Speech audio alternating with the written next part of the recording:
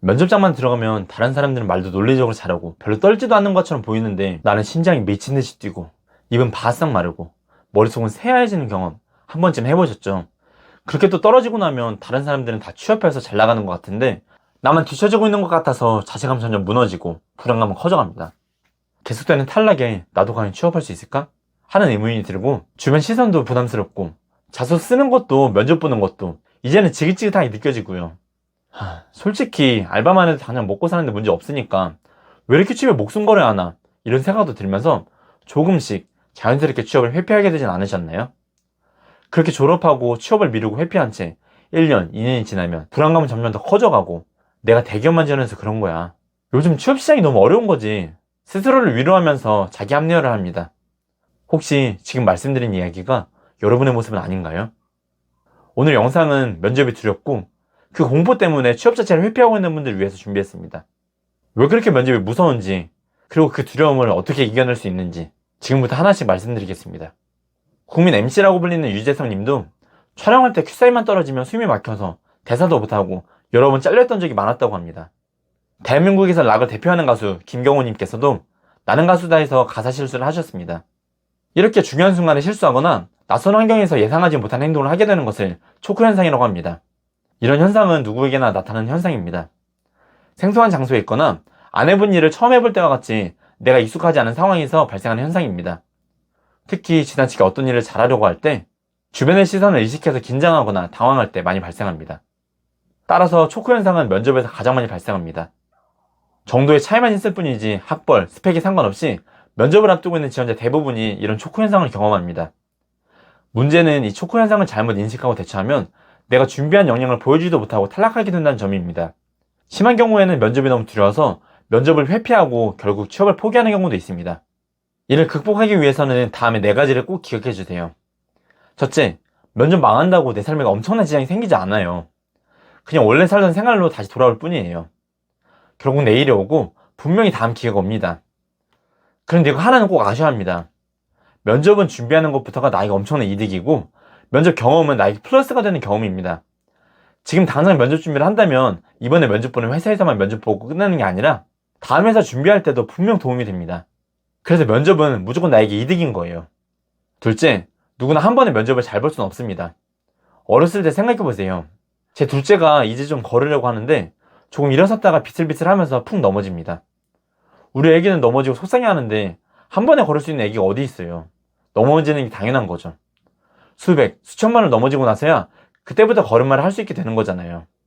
면접도 마찬가지입니다. 한 번에 면접을 잘 볼 수 없습니다. 면접장에서는 긴장되고 떨릴 수밖에 없어요. 물론 한 번에 붙으면 좋겠죠. 하지만 내가 얼마나 잘났다고 면접에 한 번에 붙겠어요. 단지 최선을 다해서 준비할 뿐이죠. 오늘 어떤 질문에도 최선을 다해서 면접 보고 온다. 이 한 가지만 가슴에 품고 면접 보시면 충분합니다. 만약에 떨어지더라도 나에겐 무조건 이득입니다. 그러니까 면접관 질문에 답변 하나 못했다고 절대로 포기하지 마세요. 어떻게든 답변하려고 노력하는 거예요. 셋째, 면접관이 나만 주목하고 있다는 생각을 버려야 합니다. 저도 취업 준비할 땐 몰랐는데 채용을 담당해 보니까 면접관이 면접 전문가가 아닌 걸 처음 알게 됐어요. 면접관은 회사에서 일 잘하는 사람들 중에서 면접관으로 들어가라고 인사팀이 시켜서 들어간 사람들입니다. 그러니까 면접관이 나를 무표정하게 바라본다고 내가 뭘 잘못했나? 이런 생각하면서 쫄 필요가 전혀 없어요. 그냥 그 사람은 딴 생각을 하고 있을 뿐이에요. 내가 할 일이 쌓여있는데 면접 들어와서 면접 끝나고 내가 해야 할 딴 생각하고 있는 거예요. 그리고 솔직히 면접 떨어지면 그 사람은 그냥 아저씨예요. 남자분들은 군대에서 다른 부대 병장들 만났을 때 생각해보세요. 우리 부대 선임 아니면 하나도 안 무섭고 그냥 모르는 아저씨잖아요. 면접관도 그렇게 생각하고 면접을 봐주세요. 그러면 훨씬 긴장감이 줄어들 거예요. 넷째, 초크 현상이 언제 나타나는지 알아야 합니다. 내가 언제 면접에서 패닉이 오는지 미리 알고 있어야 합니다. 면접 초기인지, 1분 자기소개를 절었을 때인지, 모르는 질문 받았을 때인지, 면접에서 실수했는 때인지를 모의 면접을 통해서 미리 파악하고 그 다음에 마인드셋을 준비해야 합니다. 면접 보는 사람은 대부분 두려움을 느낄 수밖에 없습니다. 처음 보는 사람 앞에서 질문에 답변한다는 것 자체가 부담이고 내가 어떻게 답하는지에 따라 성패가 달려있기 때문입니다. 그러니까 말에 대한 두려움이 앞설 수밖에 없습니다. 그런데 면접에서는 면접관이 갑이 아니라 면접자가 갑일 수도 있어요.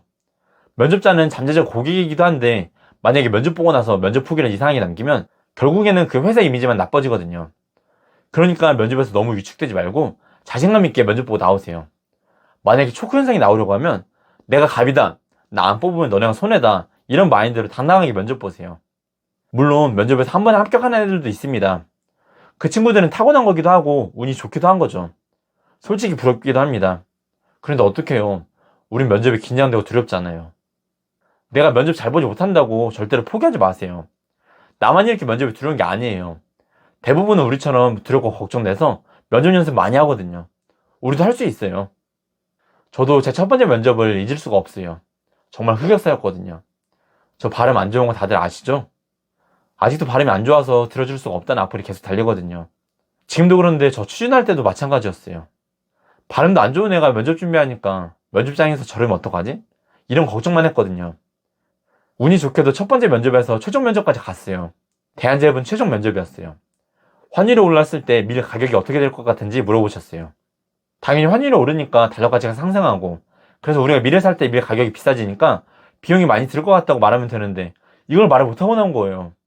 내 머릿속에는 그냥 발음 안 꼬이고 발음 잘하고 와야지 하는 이 생각만 가득 찼었거든요. 다시는 안 볼 사람들 앞에서 왜 그렇게 긴장하고 얼굴은 시뻘개졌는지, 왜 그렇게 겁먹고 저렀는지 그때에 대한 저에 대한 후회가 아직도 있어요. 그래서 오늘 영상 보시는 분들은 저처럼 면접장에서 머리가 새하얘져서 답변도 못하고 나오는 이런 일은 없으셨으면 해서 오늘 영상을 준비했습니다. 오늘 영상을 정리해 보겠습니다. 면접 공포증, 초크 현상은 누구에게나 오는 당연한 현상입니다. 솔직히 면접은 면접 경험이 많을수록 노하우나 담대함이 생기는 것 같습니다. 무조건 면접 잘 보고 와야지, 이런 강박이 있으면 더 면접 못 보고 나오는 것 같아요. 면접에서는 너무 잘하려고 하기보다 면접관이랑 서로 대화하면서 내 얘기를 준비할 만큼만 하고 오겠다고 생각하시면 좋겠어요. 너무 두려워하지 말고 면접관도 사람이고 회사 나가면 그냥 아저씨일 뿐이다, 이 생각하시면서 자신감 가지고 면접 보시면 분명 좋은 결과 있으실 겁니다. 오늘 영상이 도움이 되셨다면 구독과 좋아요 부탁드립니다. 감사합니다.